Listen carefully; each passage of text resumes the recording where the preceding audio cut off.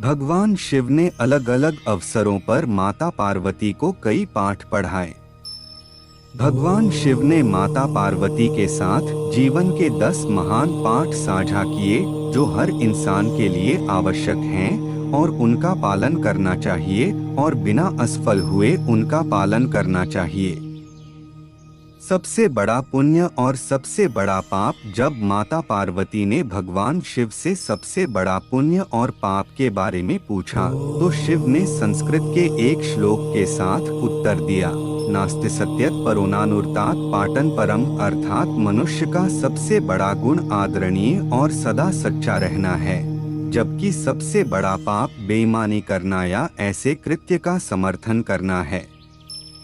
एक व्यक्ति को हमेशा ऐसे कार्यों में लिप्त होना चाहिए जो ईमानदार और सच्चे हों और उनके होने की धार्मिकता को नुकसान न पहुंचाएं। अपने प्रलोभनों को मत सुनो। जब माता पार्वती ने भगवान शिव से सभी कष्टों का कारण पूछा तो भगवान शिव ने पार्वती से कहा कि प्रलोभन ही सभी कष्टों का एकमात्र कारण है। संसार में 3 प्रकार के प्रलोभन होते हैं। पहला, आँखों की वासना, जिसका अर्थ है भौतिकवाद। यह विश्वास की धन और संपत्ति जीवन में सबसे महत्वपूर्ण चीजें हैं। दूसरा, शरीर की वासना, जिसका अर्थ है सुखवाद। यह विश्वास के जीवन में किसी भी चीज की तुलना में आनंद सबसे महत्वपूर्ण है। तीसरा, जीवन का गौरव, जिसका अर्थ है अहंकार, अपने बारे में बहुत अधिक सोचना। यह सोचना कि आप किसी और से बेहतर या अधिक महत्वपूर्ण हैं। मनुष्य को एक के बाद एक चीजों के लिए दौड़ने के बजाय कर्म और शरीर के बंधन से मुक्ति पाने के लिए ध्यान और तपस्या का अभ्यास करना चाहिए। शक्ति ही सफलता में बाधक है। जब माता पार्वती ने भगवान शिव से पूछा कि मनुष्य अपने कार्यों में असफल क्यों होता है, तो भगवान शिव ने बताया कि आसक्ति ही सभी समस्याओं का मूल कारण है। आसक्ति और प्रेम ठहराव की ओर ले जाता है और सफलता में बाधा डालता है। जब आप दुनिया के सभी मोह और प्रलोभनों से मुक्त हो जाते हैं, तो ऐसा कुछ भी नहीं है जो आपके जीवन में सफलता प्राप्त करने से रोक सके। अलग होने का एकमात्र तरीका है कि आप अपने मन को प्रशिक्षित करें और इसे इस मानव रूप की अस्थायीता को समझें। अपने कार्यों को बुद्धिमानी से चुनें।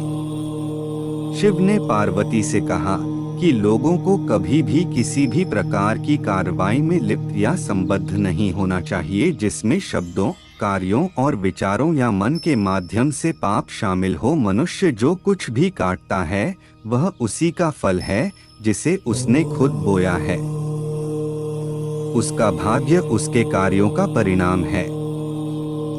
इसलिए एक व्यक्ति को इस बात का बहुत ध्यान रखना चाहिए कि वे अपने जीवन और कार्यों को कैसे चुनते हैं।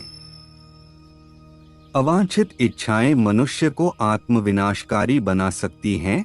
जब माता पार्वती ने भगवान शिव से पूछा कि मनुष्य को आत्मविनाशकारी क्या बनाता है, तो भगवान शिव सबसे महत्वपूर्ण शिक्षा देते हैं कि जीवन में कभी भी किसी भी चीज के प्रति आसक्त नहीं होना चाहिए। ज्यादा इच्छा न करें, क्योंकि इच्छाएं जुनून की ओर ले जाती हैं और जुनून अंततः आत्मविनाश का कारण बन सकता है।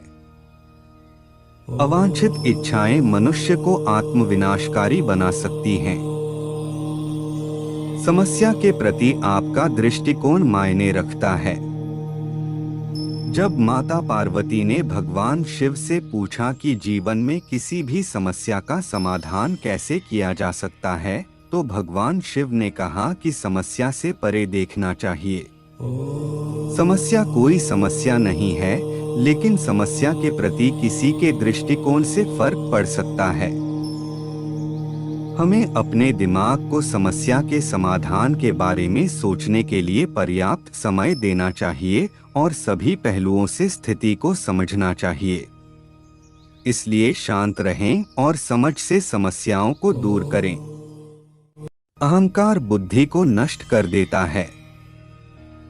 जब माता पार्वती ने भगवान शिव से पूछा कि वह क्या है जो मानव बुद्धि को नष्ट कर देता है, तो भगवान शिव ने बताया कि अहंकार मानस बुद्धि को नष्ट कर देता है।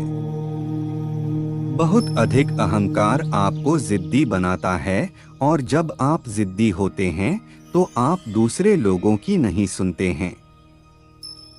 उनकी सलाह लें, वे लोग जो आपसे बेहतर जानते हैं और शायद अधिक अनुभवी हैं। आपका अहंकार संभावित रूप से आपकी सफलता में बाधा बन सकता है, और यदि आप किसी भी प्रकार के मार्गदर्शन को अस्वीकार करते रहते हैं तो आप खो सकते हैं।